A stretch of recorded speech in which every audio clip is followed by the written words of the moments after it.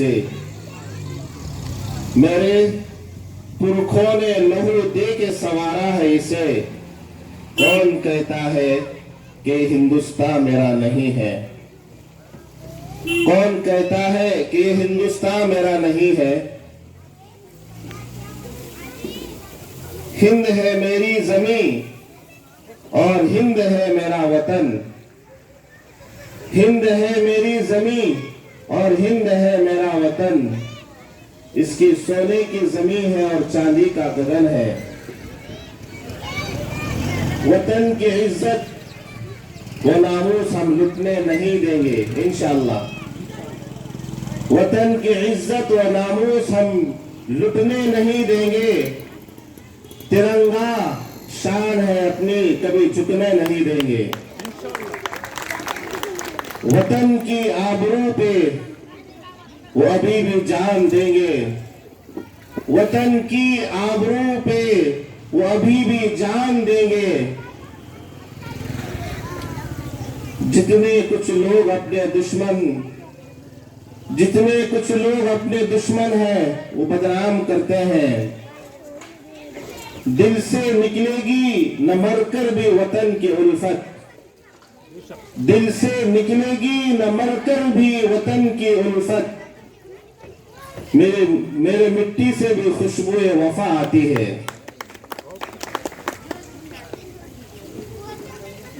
ملے گی منزل مقصود یہ ایمان رکھتے ہیں، ملے گی منزل مقصود ایمان رکھتے ہیں، ہم اپنے رہنما کے لیے قرآن رکھتے ہیں۔ وفاداری وطن سے ہو یہی اسلام کہتا ہے، وفاداری وطن سے ہو یہی اسلام کہتا ہے، ہم اپنے دل کے ہر گوشے میں ہندوستان رکھتے ہیں۔ معزز سامعین، یہ 26 جنوری ہے، یہ ملک کے لیے، ہمارے لیے، سب کے لیے بڑی خوشی کا دن ہے۔ اس ملک کو انگریزوں نے اپنے قبضے میں لیا تھا۔ میں 2 منٹ میں اس کی تاریخ بتاتا ہوں۔ لوگ سمجھتے ہیں کہ 1857 کی جنگ آزادی میں یا اس سے 10-5 سال پہلے اس انڈیا میں انگریز آیا اور پھر اس نے غلام بنایا، ایسا نہیں ہے، بلکہ اس انڈیا میں انگریز جو آیا ہے وہ 1498 میں آیا ہے۔ 1498 میں انگریز نے جس وقت قدم رکھا ہے، اس وقت کی سب سے بڑی شخصیت، تاریخ یاد رکھیے، حضرت شاہ احمد شہید سرہندی رحمت اللہ علیہ کی شخصیت ہے، جنہوں نے دیکھا کہ انگریز نے اس ملک کے بھارت میں قدم رکھا ہے اور تجارت کے نام پر آیا ہے۔ میں یہ نہیں سمجھتا کہ یہ لوگ تجارت کی غرض سے آئے ہیں، بلکہ میں یہ سمجھتا ہوں کہ شاید ان کا کوئی اور پلان ہے اور کوئی ان کا منصوبہ ہے، اور اپنے اس بہترین گلدستے کو توڑ دینا چاہتے ہیں۔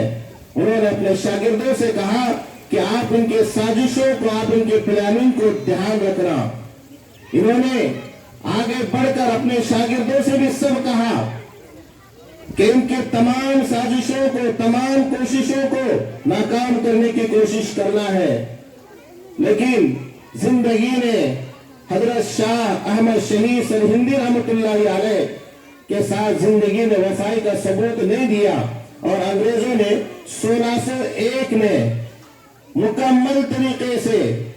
ایسٹ انڈیا کمپنی، اس کے ذریعے اور اس کے بینر تلے انہوں نے اور اس کو قبضے میں لینے کی کوشش کی۔ جب ان کے شاگرد حضرت مولانا شاہ ولی اللہ محدث دہلوی رحمت اللہ علیہ نے حضرت شاہ سرہندی رحمت اللہ علیہ کے کاز کو آگے بڑھایا، اور انہوں نے کسی بھی صورت میں انگریزوں کے منصوبوں کو اور انگریزوں کی پلاننگ کو کامیاب نہ ہونے دیا، لیکن ان کے ساتھ بھی जिंदगी ने वफाई का सबूत न दिया। इनके बाद इनके साहबजादे हजरत मौलाना शाह अब्दुल अजीज रहमहुल्लाह, इन्होंने बागडोर और अंग्रेजों के खिलाफ एक महाज खड़ा करने का अज़्म और इस्तिक़लाल किया। और नाम याद रखिए, शाह अब्दुल अजीज रहमहुल्लाह ने देखा कि अंग्रेजों ने पैर बहुत फैलाया है और अब इनके शिकंजों से निकलना बहुत मुश्किल है। इन्होंने सबसे पहला एक काम किया कि 1803 में, तारीख याद रखिए, 1803 में शाह अब्दुल अजीज रहमहुल्लाह ने ऐलान जंग किया और फतवा दिया कि अब हर समाज का, चाहे मुस्लिम हो, सिख हो, ईसाई हो, हिंदू हो, चाहे जो भी हो, अब उसे मैदान में उतर कर आना जरूरी है, वरना ये गोरी चमड़ी वाले इस मुल्क की आईन को, इस मुल्क के दस्तूर को और इस मुल्क की धज्जियों को उड़ा देंगे और हमारे इस मुल्क के भारत को कब्जा कर लेंगे। जिस तरह से उन्होंने फतवा दिया, मैं आज भी उन वफादारों को सलाम करता हूं कि अंग्रेजों की हुकूमत में, अंग्रेजों की सरबराही में 85 लोग तैयार हो गए और ये 85 लोग अंग्रेजों के फौजी थे, उनके लश्कर में थे। और उन्होंने देखा कि मुल्क भारत को खत्म करने की सारी साजिशें हो चुकी है। 85 लोगों ने सबसे पहले आलम बगावत किया और कहा कि अब अंग्रेज के हाथ में इंडिया और ये हिंदुस्तान जाने वाला है, जिनमें 85 फौजियों में आधे मुसलमान थे और आधे हम सब समाज के लोग थे। तो 1857 की जंग आजादी में जो किरदार तमाम ने पेश किया है, मैं ये नहीं कहता कि सिर्फ मुसलमानों ने जंग आजादी के अंदर हिस्सा लिया है, मुसलमानों के साथ साथ हमारे हिंदू भाई भी शरीक थे, सिख ईसाई सब शरीक थे। इन सभी लोगों ने इस मुल्क के भारत के आजादी में हिस्सा लिया है। मैं ये बात कहूं कि सिर्फ दिल्ली से लेकर पंजाब तक 51,500 उलमा की लाशों को हर तरफ पे लटकाया गया था। 51,500 उलमा ने इस मुल्क के भारत के आजादी के लिए जो कोशिशें की है। अजीज साथियों, आज हम हमारे पुरखों के, हमारे बुजुर्गों की इस मेहनत और इस काविश के जरिए से आज हम कुछ ठंडी सांस ले रहे हैं। और आज हम देखते हैं कि कुछ लोग, आज 26 जनवरी है, 26 जनवरी को इंडिया का दस्तूर बना और संविधान बना और जमहूरी मुल्क बना, हुक्मशाही खत्म कर दी गई और डॉक्टर बाबा साहेब अम्बेडकर की निगरानी में पंच कमेटी ने आईन और दस्तूर बनाया और ये तय किया कि आज के बाद इस मुल्क के भारत में हर मजहब और हर धर्म अपने इज्जत और वकार के साथ और चैन और सुकून के साथ जिंदगी गुजारेगा। कोई धर्म, कोई मजहब किसी दूसरे धर्म या दूसरे मजहब की कोई लापरवाही नहीं करेगा और किसी के खिलाफ कोई नहीं बोलेगा। आज हम देखते हैं कि कुछ सियासी लोग और कुछ जिन लोगों को शर करना है, जिन लोगों को ये अच्छा गुलदस्ता अच्छा नहीं मालूम होता है, ऐसे लोग चाहते हैं कि संविधान को बदल दिया जाए। मैं आज जो इख्तियार पर है, मैं उनसे कहता हूं कि आवाम ने आपको इख्तियार पर जो बिठाया है, सुन लीजिए, डॉक्टर बाबा साहेब अम्बेडकर और उनके साथ जो पंच कमेटी के लोग थे, उनके संविधान की हिफाजत के लिए आपको बिठाया है। अगर आप इस संविधान में कुछ गड़बड़ी करते हैं, इसको चेंज करना चाहते हैं, इसको बदलना चाहते हैं, तो मैं आपसे कहता हूं कि आप आज भी 26 तारीख को लाल किले पर जाकर दुगनी चार इख्तियार करते हो। मैं तो यही समझूंगा। और अगर आप आज लाल किले के जरिए से सारी हिंदुस्तान और इंडिया को पैगाम देना चाहते हो कि हम तिरंगे को जो ऊंचा कर रहे हैं उसकी वजह यह है कि संविधान की हम पासदारी करेंगे, संविधान को हम बचाने की कोशिश करेंगे। तो आज भी हम आपके साथ हैं और आपके साथ रहेंगे। अगर आपने कुछ शरपसंद लोग जो मुल्क भारत में आईन को, दस्तूर को खत्म करना चाहते हैं और आप उनको अगर सलाखों के पीछे नहीं डालोगे, अगर आपने उन पर एक्शन नहीं लिया है और आपने भी कानून का उल्लंघन किया है और आप भी बराबर उनके साथ शरीक हैं, तो याद रखिए हमारा मुल्क भारत यहाँ हर एक समाज का इंसान रहता है और कुछ शरपसंदों को लेकर अगर आप काम कर रहे हैं, याद रखिए फिर से हम खड़े हो जाएंगे और संविधान के रखवाले हम बनेंगे इंशाअल्लाह ताला। ये आज हमने और पहले भी तय किया है। बस मैं अपनी बात को ज्यादा तोड़ न देते हुए अब दो बातें करूंगा। सबसे पहली बात तो ये है कि जिस वक्त मुल्क भारत की आजादी के लिए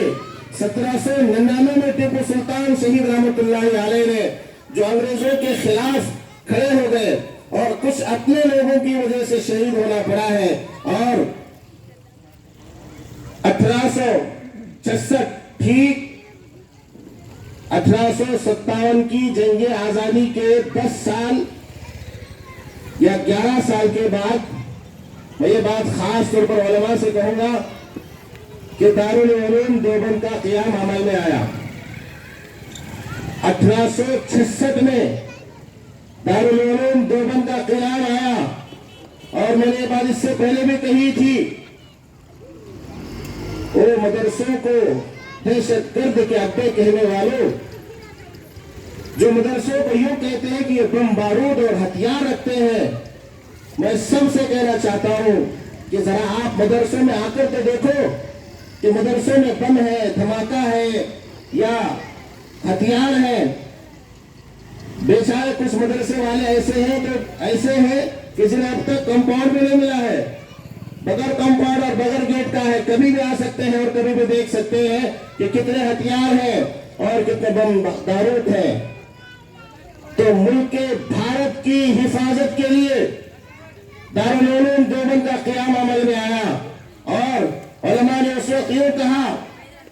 कि अब ये ठिया बनाया जा रहा है और अब अंग्रेज अगर आने की कोशिश करेगा, अब दारुल उलूम देवबंद से सर पर कफन बांधकर इस मुल्क भारत की हिफाजत के लिए हम खड़े हो जाएंगे। और आज भी यही हम जज्बा रखते हैं, आज भी हम यही जज्बा रखते हैं मदरसे वाले और उलमा कि आज भी अगर इस मुल्क भारत के आईन की तरफ या हमारे मुल्क भारत में कब्जा करने के लिए जो भी कोशिश करेगा, हम मदरसे के उलमा, हम मदरसे के तलबा सर को कफन बांध कर खड़े हो जाएंगे और फिर को यहाँ से भगा देंगे। हम आज भी वही जज्बा रखते हैं, इसलिए कि दारुल उलूम देवबंद ने हमें वो जज्बा खत्म करने के लिए नहीं दिया, आगे बढ़ाने के लिए दिया है। आज भी हम वही जज्बा रखते हैं। और उसके बाद 1919 में जमीयत उलमा का क़याम आया।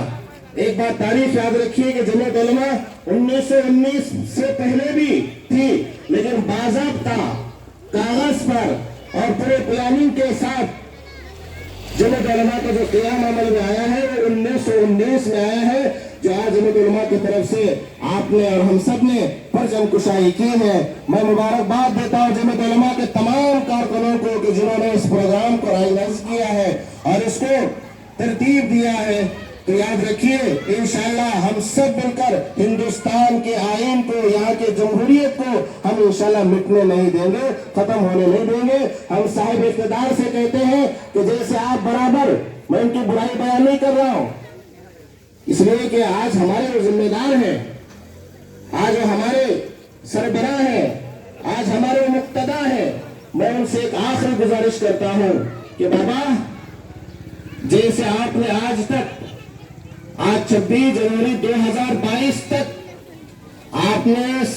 संविधान के साथ न आपने छेड़खानी की है, न किसी को छेड़खानी करने का मौका दिया है अब तक, अगर इसके बाद आप किसी शरपसंदों की छेड़खानी को बर्दाश्त करते हैं اور آپ بھی اس میں شریک ہوتے ہیں تو میں آپ سے گزارش کرتا ہوں کہ آپ کرسی چھوڑ دیجئے، آپ کرسی چھوڑ دیجئے، اس لیے کہ انڈیا میں اب بہت سارے ہر ایسے ہیں جو کرسی پر بیٹھ کر سنویدھان کی بہترین حفاظت کرنا جانتے ہیں، اس لیے کہ کرسیاں، اقتدار اور حکومتیں یہ تو وقتی طور پر ہیں، یہ آنے جانے والی چیز ہے، کسی کی جاگیری نہیں ہے، سب کا حصہ اس کے اندر ہے۔ تو آج میں دو شعر کے ساتھ اپنی بات ختم کروں گا۔ آج یہ شعر آپ نے اس سے پہلے بھی بہت مرتبہ سنا ہے اور آج پھر سے سن لیجئے، جو راحت اندورے صاحب کا شعر ہے، آج جو صاحب مسند ہے کل نہیں ہوں گے، آج جو صاحب مسند ہے کل نہیں ہوں گے، کرایہ دار ہے ذاتی مکان تھوڑی ہے، سبھی کا خون شامل ہے یہاں کی مٹی میں، کوئی یہ نہیں کہہ سکتا کہ صرف مسلمانوں نے جنگ آزادی لڑی ہے، نہیں،